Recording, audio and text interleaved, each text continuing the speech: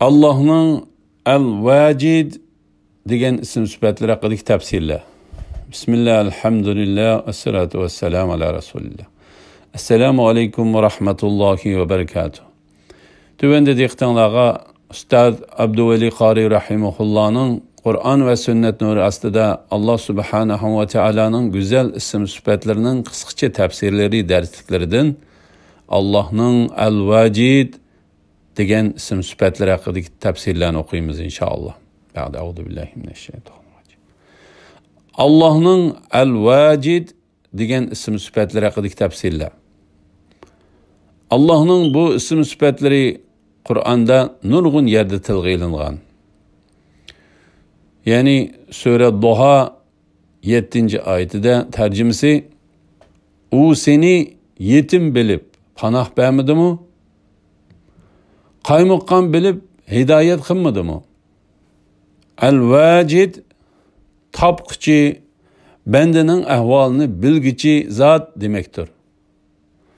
Allah Subhanahu ve Teala o'zining komil sifatlarida qaysi sifat Allohning uluhiyat sifatiga mos bo'lsa, Allohning barliq kamolat sifatlari bordir. Kamolat sifatlaridan biror sifat yo'q bo'lishi mumkin emas. Yani Allah kamalet sıfatlarının hemmisi bar bo'lgan zotdir. Bende El-Vacid sıfatini bilgandan keyin o'zi ham kamaletlik bo'lishga intilish kerak. Qur'on va hadislarda Allah Subhanahu ve Teala'nın bu isim sıfatlarga aloqador tuvandagi mazmunlar tilga ilingan. Allah'ın bu kamali sıfatlarının dairesi bek kengri bulup, tüvende Kur'an'daki bu sıfatlarla alakadar bir kısım ayetlerini keltirimiz inşallah. Hazır okup ötkinimizdeki Sure Duha 6-7 ayetlerde tercümesi, o seni yetim bilip panah vermedi mi? Qaymoqqan bilip hidayet kılmadı mı?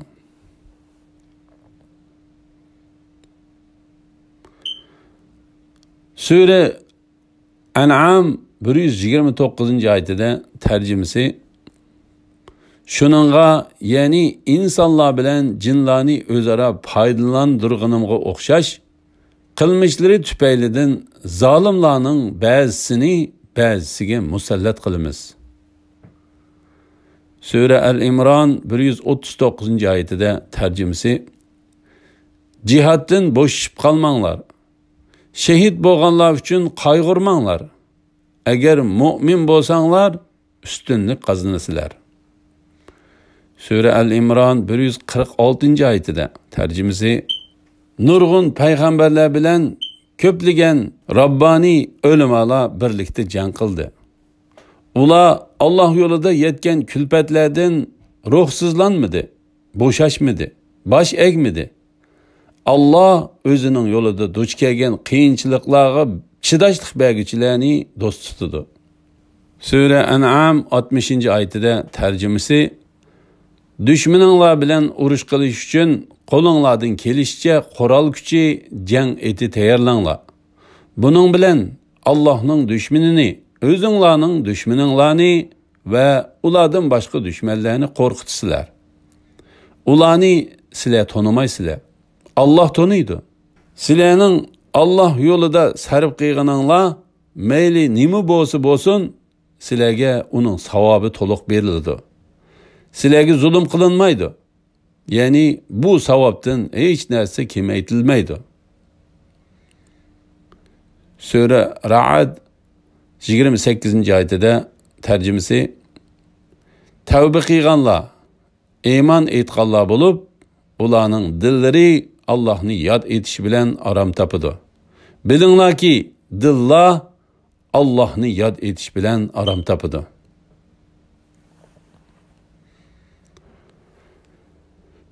Sure Ma'arij 19-oyatidan 21-oyatgacha tercümesi insan hakikaten chidamsiz yaratıldı. Onunla yoksuzluk yoki kasallik ya qo'rqinishdek biror ko'ngilsizlik yetgan chaqda zarlang'uchidir. Biror yaxshilik yetgan chaqda bexillik qilg'uchidir. Sura An'am 82-oyatida tarjimasi azobdan amin bo'lish iymon etgan, iymonga mushriklikni aralashtirmagan odamlarga mansubdir. Ular hidoyat topquchilardir. Sura Al-Imron 151-oyatida tarjimasi ilohligi haqida hech bir dalil tushirmagan narsalarni, ya'ni butlarni Allohga shirik qilganliklari uchun kofirlarning dillariga qo'rqinch solamiz. Ularning boradigan joyi davzaxdir. Zolimlarning joyi, ya'ni davzax haqiqatan yomon joydir. Sura Ahzab 26-oyatida tarjimasi Allah ahli kitobdan mushriklarga yordam berganlarni, ya'ni Rasululloh bilan qilgan ahdini buzgan Bani Qurayza yahudiylarni qo'rg'onlardan tushirdi. Ularning dillariga qo'rqinch soldi. Ularning bir bo'likini o'ltirdinglar va bir bo'likini asir oldinglar. Sura Tavba 118-oyatida tarjimasi jihadga chiqmagan 3 kishining tavbasini Alloh qabul qildi. Shuncha keng zamin ularga tar tuyulgan. Ularning jonlari siqilgan. Ular Allohga tavba qilmay turib, Allohning g'azabidan qutulish mumkin emasligiga ishongan edi. Ondan ularning tavba qilg'uchilardan bo'lish uchun Alloh ularni tavbaga muvaffaq qildi. Alloh tavbani bakmi qabul qilg'uchidir. Bandalariga eng mehribondir. Sura Isro 19-20-oyatlarda tarjimasi kimiki oxiratni ko'zlaydi ekan va mu'min bo'lib oxiratga loyiq amallarni qiladi ekan, mundaq odamlarning qilgan amali Allohning dargohida qabul bo'ladi. Bularning va ularning har ikkisiga Rabbingning ato qilganidan berimiz. Rabbingning ato qilgani hech odamdan man'i qilinmaydi. Sura Ra'd 41-oyatida tarjimasi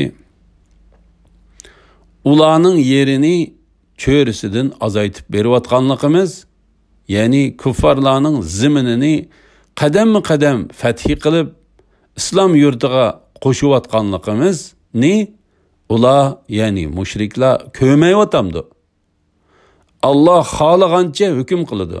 Allohning hukmiga hech kishi qarshi tura olmaydi. Alloh tiz hisob olg'uchidir. Alhamdulillah, yuqorida Alloh subhanahu va taolaning go'zal ism sifatlaridan Allohning Al-Vajid degan ism sifatlari haqidagi tafsirlarni angladinglar. Kelar qitimda Alloh subhanahu va taolaning Al-Majid degan ism sifatlari haqidagi tafsirlarni o'qiymiz inshaalloh. Va sallallohu ala Muhammad va ala alihi va sahbihi ajma'in. Assalomu alaykum va rahmatullohi va barakatuh.